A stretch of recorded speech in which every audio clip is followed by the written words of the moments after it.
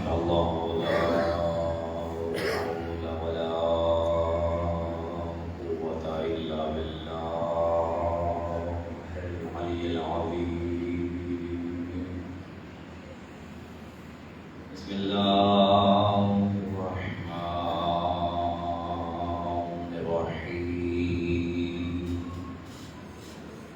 الحمد لله رب العالمين خالق السماوات ورب الأراضين ربنا ورب الملائكة الصادقين ثم الصلاة والسلام على رسوله المصدق ومحمود الأحمد سيدنا ومولانا أبي القاسم محمد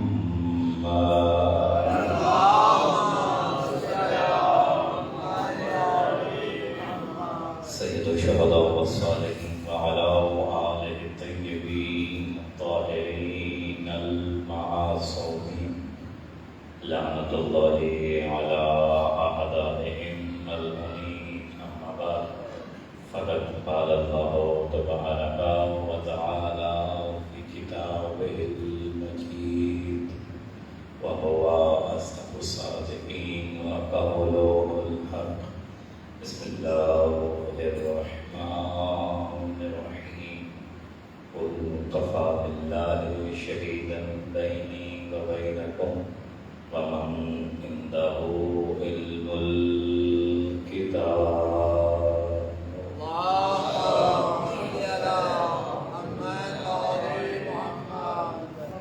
تو ہے خدا نے متعلق ہم سب کا یہاں پہ جمع ہونا اپنی بات ہمیں قبول و منظور فرمائے اور جن صاحبان میں اس عزاداری کی بات کرنے کے لیے اپنی صلاحیت اور کار کرائے ہیں پروردگار ان کے خدا کو اپنی بارگاہ میں قبول و منظور فرمائے.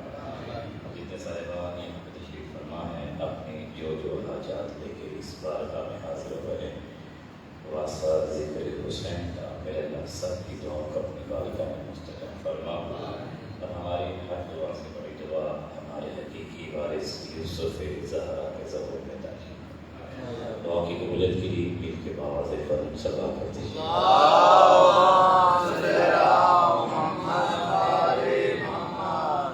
میرے نہایت قابل احترام سامعین گرامی قدر ماہ محرم و حرام کا آغاز ہو چکا ہے اور خدا نے مطالعہ نے ہمیں توفیق دی ہمارے بدن کو اتنی طاقت دی کہ ذکر حسین کرنے کے لیے حسین کی بارگاہ میں موجود ہے. یہ کائنات یہ روایت فلکی جہاں پہ بھی آپ نظر پکڑائیں گے آپ کو خدا کی ایک حکمت نظر آئے گی اور اسی کے لگے ان مقام کی جنبش سے ہر شے ظاہر ہے اور اسی کے فرمان خلق و امر سے ہر شے حافظ ہے. اسی کے انضباط سے ہر شے منضبط ہے. اسی کے اطلاع سے ہر شے مختلف ہے. اسی کے ارتباط سے ہر شے مرتبط ہے اور عرش و کرسی میں اسی کے فضل و رحم ہے. صراط و میزان میں اسی کے عدل کے ڈھنگ ہے. جلوہ و دار میں اسی کے برگ و رنگ ہے. آسمان کے ستاروں کے چراغاں میں اسی سے لو ہے. شمس و قمر کے اندر اسی سے ذو ہے. اگر اپنی نگاہوں کو آسمان کی جانب بڑھائیں گے تو اسی کا جلال نظر آئے گا اور اگر گل کلائے فرشی پہ دیکھیں گے تو اسی کا جمال نظر آئے گا. یہ عظیم کائنات خدا کی تخلیقات میں سے بہترین خلقت ہے. یہ محرم الحرام کا جب بھی آغاز ہوتا ہے اس سال کے آغاز کے ساتھ کچھ تقاضے ہوتے ہیں اس محرم الحرام کے. کیونکہ میں لاہور میں جب پڑھتا تھا تو ہمارا مدرسہ الواحدین بھی ماکانہ کے پاس تھا. ہمارے مدرسے کے پیچھے بہت بڑا مدرسہ تھا. وہاں سے لوگ نکلتے تھے تبلیغات کے لیے اور بازاروں میں چوراہوں میں جہاں پہ بھی کھڑا ہو جاتا تھا تو تبلیغات کیا کرتے تھے. مجھے بڑا تعجب ہوتا ہے ایسے انسان پر جو لا الہ الا اللہ پڑھتا ہے، محمد رسول اللہ پڑھتا ہے، اور پھر یہ کہتا ہے کہ میرا حسین سے کوئی واسطہ نہیں ہے۔ کلمہ توحید کا اقرار کر رہا ہے، نبوت کا اقرار کر رہا ہے، اور پھر کہتا ہے کہ میرا حسین سے کوئی تعلق نہیں۔ ہم سے کہا جاتا ہے آپ نماز پڑھیے، روزہ رکھیے، حج کریں، زکوٰۃ دیں۔ ہم میں سے ہم کوئی ایسا نہیں ہے کہ نماز کا منکر ہو۔ نماز ایک وزنی عبادت ہے، اپنی جگہ ہے۔ روزہ ایک وزنی ترین عمل ہے، حج ایک واجب ترین عمل ہے، زکوٰۃ ایک مہم ترین عمل ہے۔ ہم یہ سارے عمل انجام دیتے ہیں، لیکن جو یہ ہم سے سوال کرتے ہیں کہ بھی آپ نماز پڑھیں، روزہ رکھیں، حج کریں، زکوٰۃ دیں، میں ان سے ایک سوال کیا کرتا ہوں۔ میں کہتا ہوں آپ جس نماز کی ہمیں تاکید کر رہے ہیں، جس روزے کا آپ ہمیں حکم دے رہے ہیں، جس حج کی آپ ہمیں ہدایت دے رہے ہیں، جس زکوٰۃ کا آپ ہمیں نصاب سکھا رہے ہیں، یہ ساری چیزیں آپ نے لی کہاں سے ہیں؟ یہ ہم نے کہاں سے لی ہیں؟ آپ نے نماز کا طریقہ، روزہ رکھنے کا طریقہ، حج کرنے کا ڈھنگ، زکوٰۃ دینے کا نصاب، یہ آپ نے کہاں سے لیا ہے؟ تو اگر عالم اسلام سے پوچھا جائے تو عالم اسلام یہی کہتا ہے ہم نے نماز پڑھنے کا طریقہ خود نے بنایا ہے، ہم نے روزے کے اوقات خود مقرر نہیں کیے ہیں، ہم نے حج کے چکر خود نہیں بنائے ہیں، ہم نے زکوٰۃ کا نصاب خود نہیں بنایا ہے۔ تو پھر آپ نے سارا کچھ کہاں سے لیا ہے؟ عالم اسلام کے پاس فقط ایک ہی جواب ہے، میں نے بھی جس سے پوچھا ہے مجھے یہی جواب ملا ہے۔ وہ کہتے ہیں ہم نے نماز خود نہیں بنائی، جیسے نبی نے نماز ہمیں دی ہے ہم نے ویسے ہی دی ہے۔ وہ کہتے ہیں جیسے رسول خدا روزہ رکھا کرتے تھے ہمیں بتایا گیا ہے، ہم اسی انداز میں آج روزہ رکھ رہے ہیں، جیسے زکوٰۃ کا نصاب، جیسے حج کا طریقہ بتایا ہم نے لیا۔ یعنی ہر مسلمان یہ دعویٰ رکھتا ہے کہ اس کی زندگی کا ہر عمل کا تعلق رسول کے ساتھ ہے، جو جو رسول نے دیا ہے وہ ان سے لیتے رہے ہیں۔ بس میرا سوال اتنا سا ہے کہ نبی نے اپنی زندگی میں فقط نمازیں ہی دی ہیں؟ کیا رسول خدا نے اپنی زندگی میں فقط آپ کو سحر و افطار کا ہی طریقہ بتایا ہے؟ کیا نبی نے اپنی زندگی میں فقط آپ کو حج کرنے کا ہی طریقہ سکھایا ہے، یا اس کے علاوہ بھی نبی نے کچھ سکھایا ہے؟ میں کہتا ہوں تعجب ہوتا ہے اس مسلمان پہ جسے نبی کا قیام یاد ہے، نبی کا رکوع یاد ہے، نبی کے اس سجدے کو بھلا دیتا ہے جب مصطفیٰ کو انتظار تھا کب حسین آئے سجدہ مکمل ہو جائے۔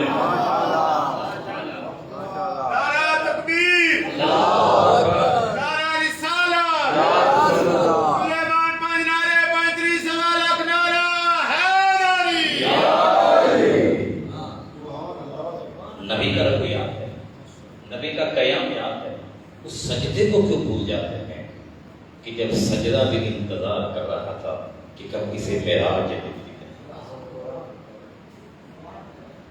نبی نے اپنی زندگی میں اتنی نمازیں پڑھی وہ یاد رکھی، آپ کو روزے مل گئے وہ یاد رکھے، حج مل گیا وہ یاد رکھا۔ بس جلدی سے آگے بڑھنے والا پیغام ہے، انشاءاللہ کوشش کروں گا میرے بھائی یہاں پہ موجود ہوتے ہیں کیونکہ میرے پاس آپ کی امانتیں ہیں جو میں نے ادا کرنی ہے، اور میں کوشش کرتا ہوں کہ ہر مجلس میں ایک ایسا پیغام ہو کہ آنے والے کو علم ہو سکے کہ حسین کی درگاہ سے بھیک لے کے آ رہا ہوں۔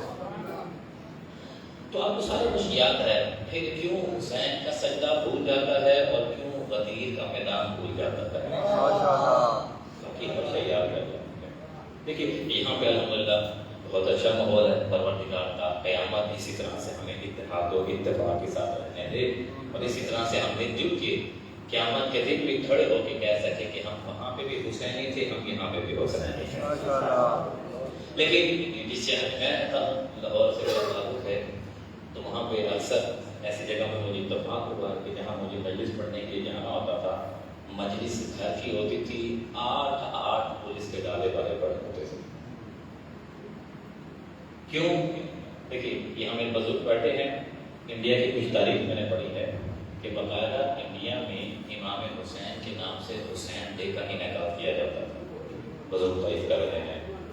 اور جب حسین ڈے کے انتظام اس کا انتظام کیا جاتا تھا، اس میں ہندو بھی آتے تھے، اس میں عیسائی بھی آتے تھے، اس میں سکھ بھی آتے تھے، اور اس میں وہ بھی آتے تھے جو خدا کو بھی نہیں مانتے تھے،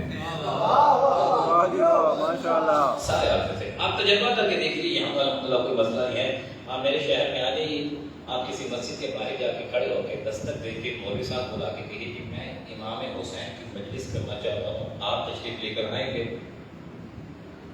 اگلی منزل پہ چلے جائیں۔ آپ کسی ہندو کے دروازے میں سندھ میں چلے جائیں، جا کے ہندو کو کہے میں امام حسین کی مجلس رکھنا چاہتا ہوں، آپ مجلس میں آنا چاہیں گے؟ قسم خدا جو کلمات مجھ تک پہنچے ہوئے یہ ہے، وہ کہے گا حسین کی مجلس اور میں گناہ گار؟ میری اعزاز کی بات ہے میں حسین کی مجلس میں لے جاؤں۔ آپ چرچ کے دروازے پہ چلی جائیے، اس کے بعد فادر کو جا کے کہیے میں اپنے گھر میں حسین کی مجلس رکھنا چاہتا ہوں، آپ کو دعوت دینے کے لیے آیا ہوں کہ آپ حسین کی مجلس میں آئیں گے؟ وہ کہے گا میری ایک اعزاز کی بات ہے میں ذکر حسین سننے والوں میں ہو جاؤں گا۔ آپ سکھ کے پاس چلے جائیے، اس سے جا کے کہیے میں امام حسین کی مجلس کا انعقاد کرنا چاہتا ہوں، آپ تشریف لے کے آئیں گے؟ وہ کہے گا کیسے ممکن ہو سکتا ہے ہم درس انسانیت سیکھنے والے کی مجلس میں نہ جائیں؟ یعنی میں نے جو نتیجہ نکالا ہے، سکھ بھی حسین کی مجلس میں آنے کے لیے تیار ہے، عیسائی بھی حسین کی مجلس میں آنے کے لیے تیار ہے، ہندو بھی حسین کی مجلس میں آنے کے لیے تیار ہے۔ نہ جانے کیا مسئلہ ہے اس نبی کے کلمہ پڑھنے والے کو کہ جس نے دین بچا کے دیا ہے، اسی کے ذکر سے تکلیف ہو رہی۔ مجھے تعجب ہوتا ہے اس چیز پہ۔ چلیے اس معاملے کو حل کرتے ہیں۔ بھئی سوال کرتا ہوں آپ کے سامنے، بھئی عیسائی کیوں امام حسین کے مجلس میں ہے؟ کیونکہ یہاں تو نبوت کا تذکرہ ہوگا، تو وہ ہمارے نبی کو مانتے نہیں ہیں، وہ تو جناب عیسیٰ پہ اتفاق کیے ہوئے ہیں۔ ہندو کے پاس چلے جاتے ہیں، جب ہندو یہاں پہ آئے گا تو یہاں تو توحید کا تذکرہ ہوگا، وہ خدا کے وجود کو مانتا نہیں ہے، وہ تو جگہ جگہ اپنے خدا رکھے بیٹھا ہے، لیکن پھر بھی حسین کی مجلس میں آنے کے لیے تیار ہے۔ سکھ کے پاس جا کے سوال کر سکتے ہیں، بھئی آپ نے اپنا گرو بنا لیے ہیں، آپ تو ہمارے نبی کو تسلیم نہیں کرتے ہیں، فقط کلموں کے طور پہ مانتے ہیں، عقیدہ وہی رکھتے ہیں، آپ جس کے پاس چلے جائیں گے یہ سوال کریں گے، لیکن جو جواب ان تک پہنچا ہے، نجف کی بارگاہ سے بھیک مانگ کے آپ کے حکم میں عرض کرنا چاہتا ہوں، جواب یہی ملا ہے۔ عیسائی سے پوچھیں گے وہ بھی یہی جواب دیتا ہے، ہندو سے پوچھیں گے وہ بھی یہی جواب دیتا ہے، سکھ سے پوچھیں گے وہ بھی یہی جواب دیتا ہے۔ بھئی آپ کیوں حسین کی مجلس میں آنا چاہ رہے ہیں؟ صرف ایک ہی جواب آتا ہے، وہ کہتے ہیں ہم اپنے آپ کو انسان کہتے ہیں، حسین محسن انسانیت ہے۔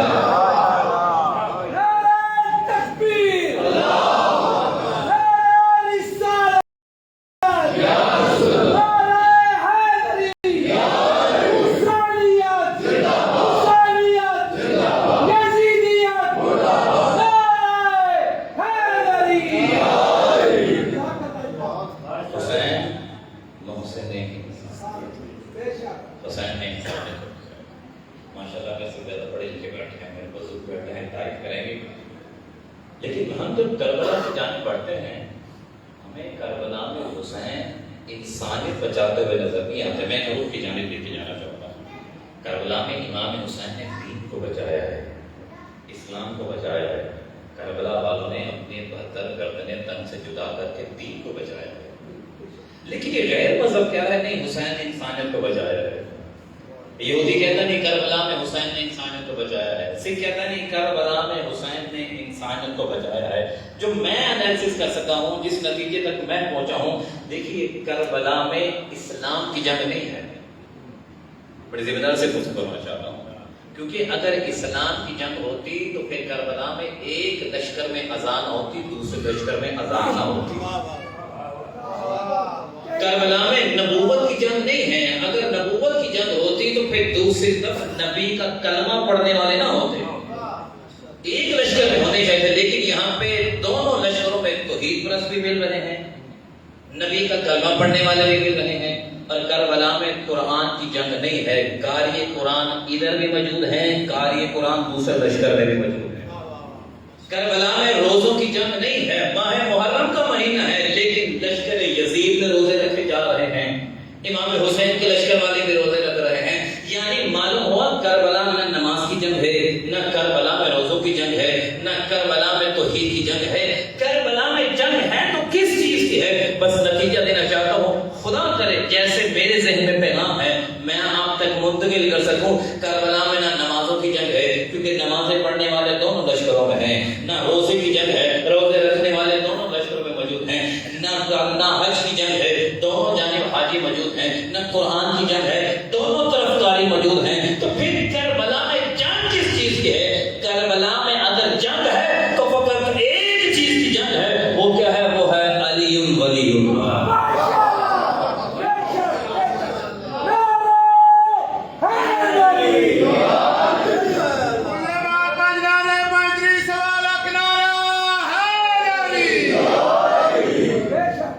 کربلا میں علی ولی اللہ کی جنگ ہے، ادھر علی ولی اللہ ہوتے ہیں، ادھر نہیں۔ لیکن ہم کہہ رہے ہیں کہ علی ولی اللہ کی جنگ ہے، لیکن عیسائی کہتے ہیں نہیں، انسانیت کی جنگ ہے، ہندو کہتے ہیں کہ انسانیت کی جنگ ہے، یہودی کہتے ہیں انسانیت کی جنگ ہے، سکھ کہتے ہیں انسانیت کی جنگ ہے۔ حسین نے کربلا میں انسانیت کو بچایا ہے۔ بس پیغام دے کے آگے بڑھنا چاہوں گا، یا میں کم علم ہوں، میری سوچ چھوٹی ہے جو میں نے کہہ دیا ہے کربلا میں علی ولی اللہ کی جنگ ہے، یا پھر علی ولی اللہ ایک ایسا مسئلہ ہے جس نے اس کو سمجھا ہے، اس نے اسے انسانیت کا مسئلہ سمجھا ہے، اس نے اسے انسانیت کا مسئلہ سمجھا ہے۔ کیوں؟ کیونکہ جہاں پہ علی ولی اللہ ہے وہاں پہ انسانیت نظر آ رہی ہے، اور جہاں پہ انسانیت نہیں ہے، جہاں پہ علی کی ولایت نہیں ہے، وہاں پہ درندگی نظر آ رہی ہے، وہاں پہ انسانیت نہیں ہے۔ تو لہذا یہ سارے کہتے ہیں امام حسین نے انسانیت کو بچایا ہے۔ تو پھر میں تو یہی نتیجہ نکالتا ہوں کہ جس طرح سے ایک چین ہوتی ہے اس کے مختلف پورشن ہوتے ہیں، ہر حصہ دوسرے حصے کے ساتھ ملا ہوتا ہے، تب ہی اس کی قوت باقی رہتی ہے۔ اگر ایک حصہ جدا ہو جائے تو اگلے سارے اجزاء اس سے جدا ہو جاتے ہیں، ہر کڑی نے دوسری کڑی کو جوڑا ہوتا ہے۔ تو جس نے کربلا میں انسانیت کا مسئلہ سمجھا ہے وہ بھی اپنی جگہ صحیح ہے، جس نے ولایت کا مسئلہ سمجھا ہے وہ بھی اپنی جگہ صحیح ہے۔ کیوں؟ کیونکہ کربلا میں اسلام بھی ہے، کربلا میں دین بھی ہے، کربلا میں انسانیت بھی ہے، لیکن ان سب ٹکڑوں کو جس نے درمیان میں جوڑ کے رکھا ہوا اسے حسینیت کہتے ہیں۔ اگر درمیان میں سے حسینیت کو جدا کرتے ہیں پھر آپ کو درندگی نظر آئے، پھر آپ کو سباکی نظر آئے۔ یہاں سے بہت سارے لوگ ایسے ہیں کہ جو یورپ میں رہتے ہیں، اور آپ جانتے ہیں کہ آج یورپ میں اسلام کو کس عنوان سے جانا جاتا ہے؟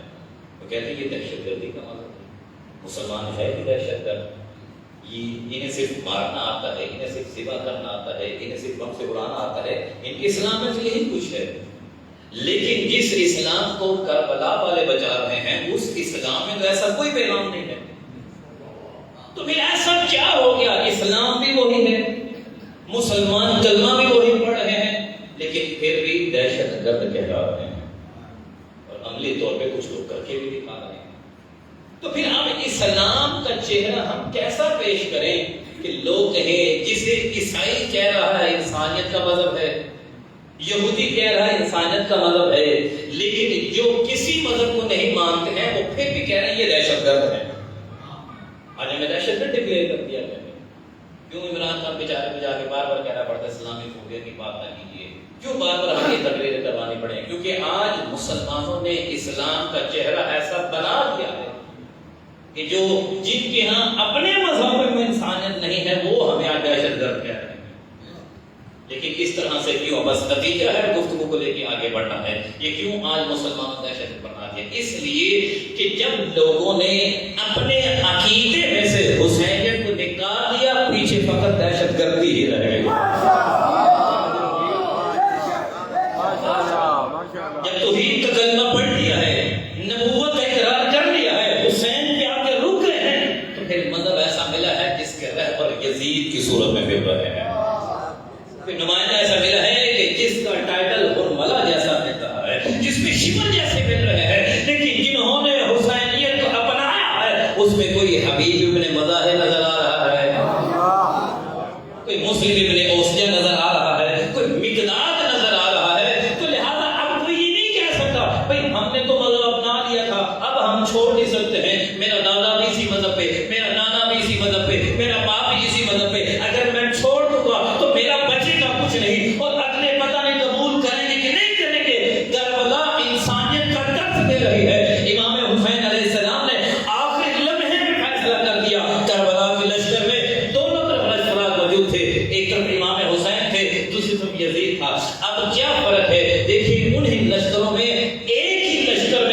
حر بھی موجود ہے، اس میں حر بلا بھی موجود ہے، لیکن آخری وقت سے پہلے حر حسین کے لشکر میں آ جاتا ہے، حر علیہ السلام بن جاتا ہے، حر بلا لعنت اللہ بن کے رہ جاتا ہے۔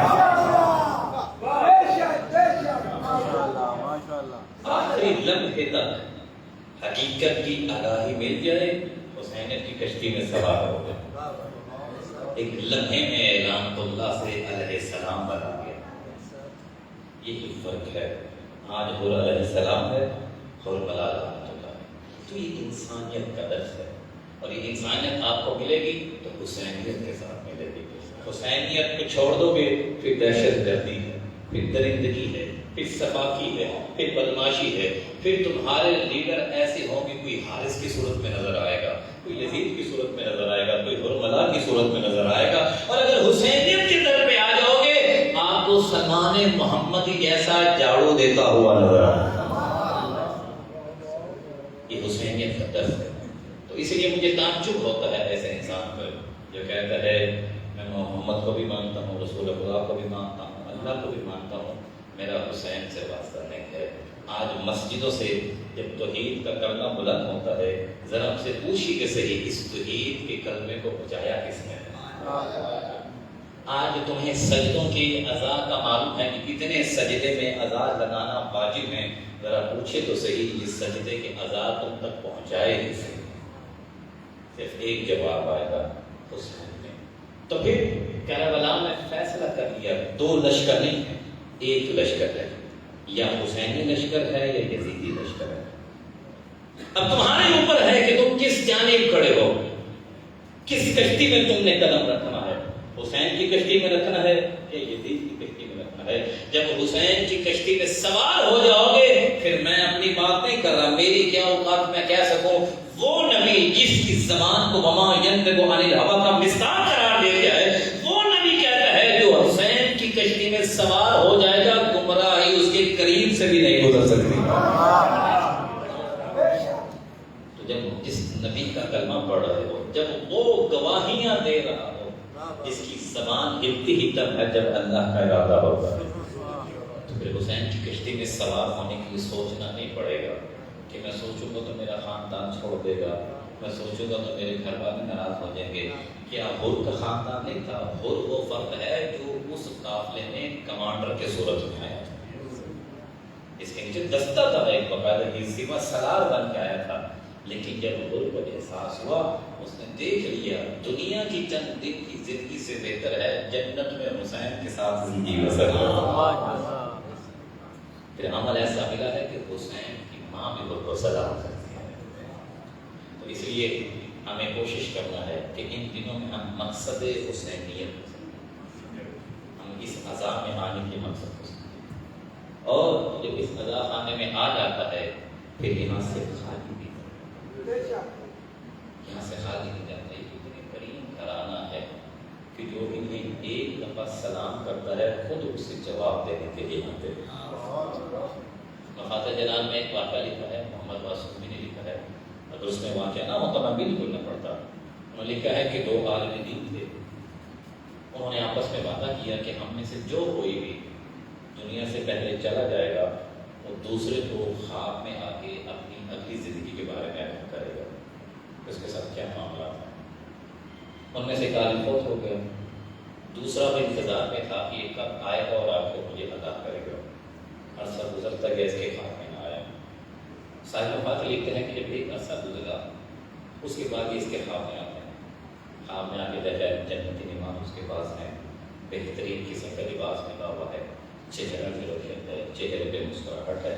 تو انہوں نے شکوہ کیا، آپ نے وعدہ کیا تھا کہ آپ کو ادا کروں گا، لیکن آنے میں کی تاخیر کیوں کر گئی؟ اس نے کہا میں اپنے گناہوں کی سزا بھگت رہا تھا، کچھ گناہ ایسے تھے جس کی وجہ سے مجھے قبر میں عذاب ہو رہا تھا۔ تو کہا کیا وہ عذاب ختم ہو گیا، سزا آپ کی معاف ہو گئی ہے؟ کہا ختم نہیں ہوا، اس سزا کو مجھے معاف کر دیا گیا ہے۔ کہا کیسے معاف کر دیا گیا ہے؟ کہا کل قبرستان میں ایک مزدور کو آ کے دفن کیا گیا، اس کے گھر والے دفن کر کے چلے گئے، جیسے اس کے گھر والے گئے آسمان سے نورانی چہرے اترنا شروع ہو گئے اور اس کی قبر میں آیا، اور قبر میں آ کے ایک جملہ کہا، روز ہمیں سلام کرتی تھی آج ہم تجھے سلام کر رہے ہیں.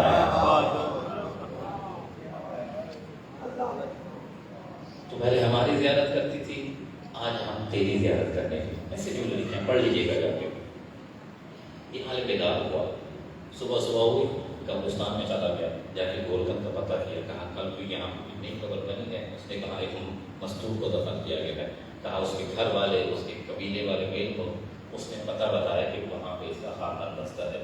پھر کے گھر پہ چلا گیا، دروازے پہ دستک دی، ایک آدمی برآمد ہوا. کہا میں آپ کا بڑا افسوس ہے کہ آپ کے گھر میں قضیہ ہوا، آپ کے گھر کے مستور فوت ہو گئے. اس نے تعزیت کو وصول کیا. اس کے بعد اس نے میں ایک سوال کرنا چاہتا ہوں آپ سے. کہا کیا سوال ہے؟ کہا یہ بتائیے کہ وہ خاتون تھی کون تھی؟ اس نے کہا میری زوجہ تھی. کہا اچھا یہ بتائیے آپ کی زوجہ کون سا ایک ایسا کام کرتی تھی جو سب سے انوکھا تھا؟ ہمارے گھر میں روٹین میں نماز ہم سارے پڑھتے ہیں تو روٹین کا عمل یہی جانتے ہیں. اس سے میں سوچے پھر بھی کوئی خاص عمل، کوئی ایسا عمل جو آپ کی مستور کرتی ہو. تو سوچ میں پڑ گیا، سوچ میں پڑھ کے کہتا ہے ہاں ایک عمل ایسا تھا جو یہ میری بیوی فقط کرتی تھی اور کوئی نہیں کرتا تھا. کہا وہ کیا عمل تھا؟ کہتا مغرب کی نماز پڑھنے کے بعد میری زوجہ چھت پہ چلی جاتی تھی، کربلا کی طرف منہ کر کے کہتی تھی السلام علیکم یا ابا عبداللہ. آقا حسین کنیز کا سلام ہو. اور زیارت وارثہ پڑھا کرتی تھی. اس نے کہا مبارک ہو تیری بیوی یہاں پہ سلام کرتی تھی، میرا مولا اسے قبر میں سلام کرنے کے لیے. یہ اتنا قریب گھرانہ ہے. تھوڑا سا بھی ان سے اپنی مودت کو ظاہر کرتا ہے پھر اس کی مدد کے لیے آ جاتے ہیں. آئیے تو محرم ہو چکی ہے، یہ رونے کے دن ہے. جتنا ہو سکتا ہے غصہ دیجیے گا کیونکہ بطور کو اب آپ کے آنسوں کی بڑی ضرورت ہے. مختلف دربندی والا لکھتا ہے کہ جہاں پہ بھی مجلس ہوتی ہے کوئی آئے نہ آئے 4 افراد ضرور مجلس میں آتے ہیں. میں نے اپنی آنکھوں سے جملے پڑھے ہیں، نہ پڑھے تو میں نہ بیان کرتا ہوں. لکھتا ہے اس مجلس میں سب سے پہلے شام سے بی بی زینب آتی ہے اور آپ کے سب کو دیکھتے ہیں میرے بھائی حسین کو پرسہ دینے کے لیے کون آیا ہے. پھر وہ لکھتے ہیں وہ آتا ہے جس کی کمر پہ کربلا لکھی ہوئی ہے. یہی حکمت ہے غریب الوطن کرنے کا. میں کوشش کروں گا، میں ذاکر ہوں، یہی کر سکتا ہوں آپ کے سامنے درد کی تصویر بنا سکوں. دل ہے کوئی آنکھ ایسی نہ رہے جو زہرا کو آنسوں کی سلامی نہ دے سکتا. اور پھر لکھتے ہیں اس کے بعد وہ بچی ان کے ساتھ آتی ہے جس کا شام تک چہرے کا رنگ بدلتا رہا. آج جناب سید آپ سے راضی ہوں، دنیا کے کسی کام میں مبتلا نہ ہوں، بیوی آپ پہ راضی ہو. یہ ہستیاں آتی ہیں اور مجلس میں بیٹھ جاتی ہیں. میں نے تو یہاں تک پڑھا ہے امام سجاد مسلک کے پاس میں بیٹھتے ہیں، امام سجاد مجمع میں نہیں بیٹھتے ہیں. وہ صاحب کتاب لکھتے ہیں کہ جہاں پہ مومنین اپنی جوتیاں اتارتے ہیں سید الصالحین وہاں بیٹھ کے اپنے جد کے مسائل سنتا ہے، اپنے بابا کے مسائل سنتا ہے. بس ادارو مجھے ایک دفعہ موقع ملا کہ میں عمرہ کرنے کے لیے مکہ میں گیا. 7 دن کا وہاں پہ قیام تھا.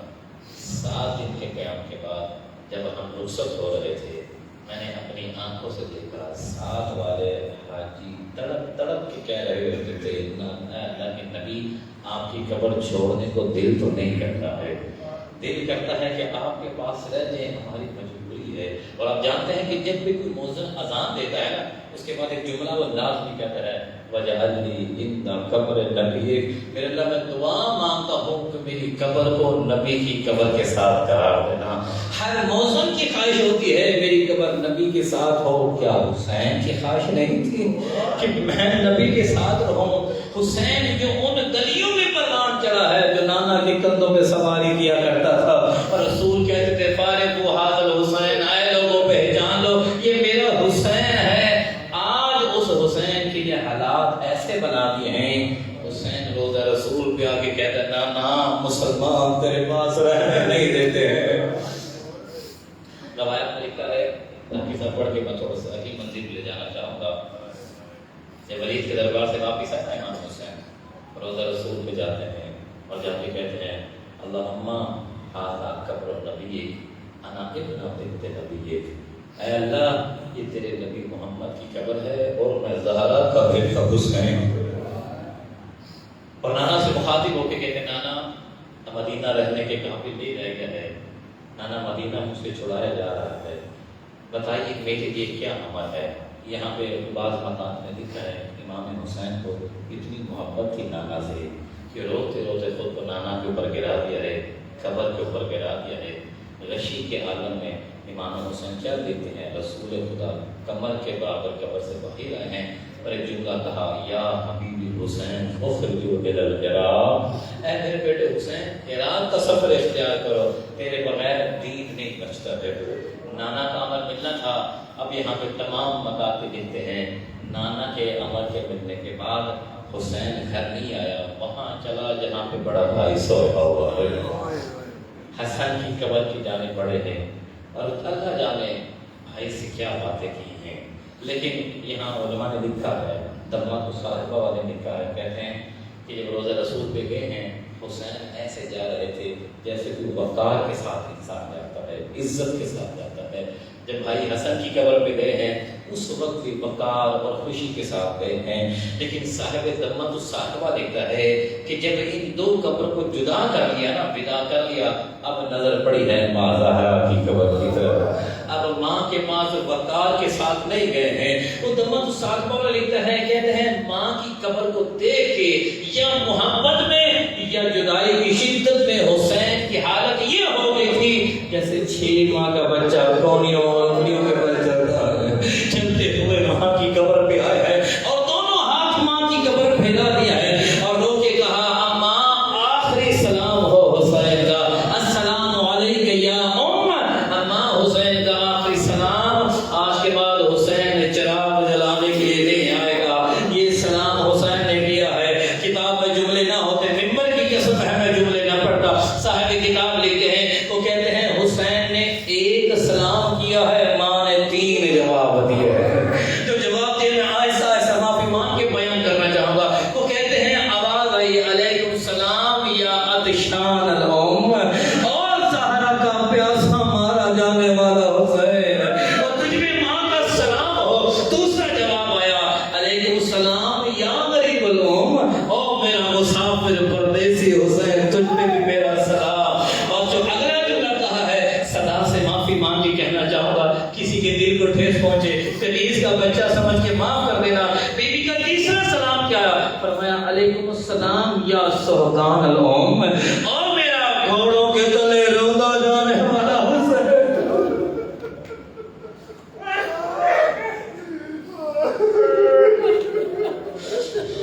گھوڑوں کے پاؤں تلے روندہ جانے والا حسین، ماں کا بھی آخری سلام. اب حسین نے ماں کو ودا کیا. ودا کرنے کے بعد امام حسین گھر میں آتے ہیں. گھر میں آ کے بی بی زینب موجود ہیں. آپ کی کہتے بہن میں نانا کو ودا کر آیا ہوں، ولید کے دربار سے واپس آیا ہوں، ہم مدینہ رہنے کے قابل نہیں تھے، ہمیں مدینہ چھوڑنا ہوگا. بی بی کہتے ہیں ٹھیک بھیا صحیح آپ نے کہا ہے. امام حسین کہتے ہیں بہن زینب لیکن مدینہ اگر چھوڑیں گے تو آگے 2 جہاد ہیں جو ہمیں مل کے کرنے ہیں، مختلف منزلیں جو ہمیں طے کرنی ہے. بی بی کہتے ہیں بھیا حسین فکر نہ کر، تیرے سر پہ اگر بابا علی کا امامہ ہے تو میرے سر پہ ماں زہرا کی چادر ہے. بھیا ہر میدان میں تیرے ساتھ رہوں گی، کبھی تیرے پیچھے نہیں رہوں گی. کہا حسین کہتے ہیں بی بی سے کہ پھر بہن اس طرح سے ہیں، ایک کربلا کا میدان ہے، ایک شام کا میدان ہے. بی بی کہتے ہیں حسین فکر نہ کر، کربلا میں بھی تیرے ساتھ رہوں گی، شام جانے زینب جانے. اچھا یہاں پہ حضرت صدیق صاحب جملہ کہا کرتے ہیں، خدا ان کے درجات بلند فرمائے. وہ کہتے ہیں حسین اور زینب بیٹھ کے آپس میں معاملہ کرنے لگے، اب ان میدانوں کو فتح کیسے کرنا ہے. بی بی کہتے ہیں حسین تو مرد ہے، میں مستور ہوں، اس طرح سے کرتے ہیں حسین کربلا میں سے جوانوں کو تیار کر کے میں بھیجوں گی، میدان میں سے لاشیں تو اٹھا کے لے کے. حسین مرد تیرے ذمہ میں مستور ہو، خیموں کی ذمہ داریاں ملی ہیں، میدان کی ذمہ داری آج رکھتا. جناب سیدہ آپ سے راضی ہو.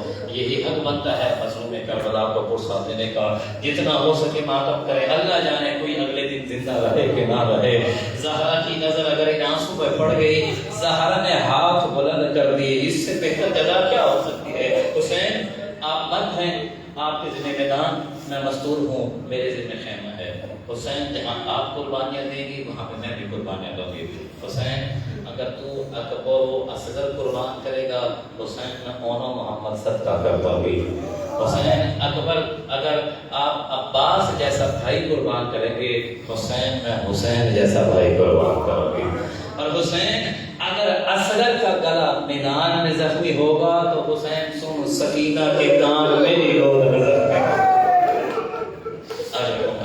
جناب سید حسین اس طرح سے مل کے میدان کو فتح کریں گے۔ اور حسین سن تو شہید ہو جائے گا، حسین تو شہیدوں کا سردار بن کے نیزے پہ سوار ہو جانا، میں اسیروں کی سردار بن کے بن پناہ اونٹوں پہ سوار ہو۔ معاملے طے ہو گئے، اب قافلے کی تیاری ہو رہی ہے۔ ایک راوی لکھتا ہے، وہ کہتا ہے عروہ غفاری ایک صحابی تھا جس کا گھر امام حسین کے گھر کے ساتھ تھا۔ یہ نابینا بھی تھا اور یہ بہرا بھی تھا۔ اس کے بارے میں مکہ نے لکھا ہے لا یسمع صوت الرعد، یعنی اس کے کان اتنے بہرے ہو چکے تھے کہ آسمان سے چمکتی ہوئی بجلی کی بھی آواز نہیں سن سکتا تھا۔ لیکن صاحب کتاب لکھتے ہیں کہ جب رات کا وقت ہوا، یہ اٹھا اور اپنی زوجہ کے پاس آ کے کہتا زوجہ تجھے معلوم ہے کہ میرے کان اتنے بہرے ہو چکے ہیں کہ میں آسمان کی بجلی کی آواز نہیں سنتا، کیا پتا یہ میرے ذہن کا خدش ہے کہ حقیقت ہے؟ رات کو جب سے میں نے بستر پہ اپنے سر کو رکھا ہے کچھ بیویوں کے رونے کی آواز آ رہی ہے، کچھ بیویاں ہیں جن کے رونے کی مجھے آواز آ رہی ہے۔ اس کی زوجہ کہتی نہیں تیرا بہن نہیں، حسین بہنوں کو لے کے مدینے سے جا رہا ہے، یہ حسین کی بہن کے رونے کی آواز ہے۔ اللہ علیہ قافلہ تیار ہو جاتا ہے، جب چلنے لگتے ہیں نا تو امام حسین کی پھپھو ہے جناب ام ہانی، یہ امام حسین کے پاس آتی ہیں اور آ کے کہتے ہیں حسین بیٹا میں نے سنا ہے آپ نے عراق کے سفر کا ارادہ کیا ہے، کیا ایسا ہو سکتا ہے آپ چند دن کے لیے اپنا سفر ترک کر دیں؟ کہا پھپھیماں کیوں؟ کہا جب سے میں حسین اس گھرانے میں آئی ہوں نا میں نے ایک عجیب دستور دیکھا ہے، اس گھر میں جب بھی کسی پر کوئی مصیبت آئی ہے نا ایک ایسی مخلوق ہے جو نظر نہیں آتی ہے لیکن ان کے بین بلند ہوتے ہیں۔ حسین تیرے بابا کی جب شہادت ہوئی ہے میں نے اس مخلوق کے رونے کی آواز سنی ہے، حسین تیری ماں کی شہادت ہوئی میں نے اس مخلوق کے رونے کی آواز سنی ہے، حسین تیرے بھیا کی جب شہادت ہوئی میں نے اس مخلوق کے رونے کی آواز سنی ہے، حسین کل سے تو نے جانے کا ارادہ کیا ہے میں اس مخلوق کے رونے کی آوازیں سن رہی ہوں۔ حسین مجھے لگتا ہے تیرا سفر خیریت کر رہی ہے، اسے ترک کر دے۔ حسین کہتا کہ ماں یہ مشیت الہی ہے، یہ طے ہو چکا ہے، اب یہ سفر کرنا ہے۔ تسلی اور تشفی دے کے پھپھی کو ودا کیا ہے۔ اس کے بعد وہ بیوی آتی ہے جس نے حسین کو اپنی گود میں پالا ہے، جناب ام سلمہ عصا کا سہارا دیا ہے، حسین کے پاس آتی ہیں، آ کے کہتے ہیں حسین میں منع نہیں کرتی کہ تو نہ جا، لیکن حسین اگر ممکن ہو سکتا ہے عراق کے علاوہ کسی اور جگہ کا انتخاب کر لو۔ کہا پھپھیماں کیوں؟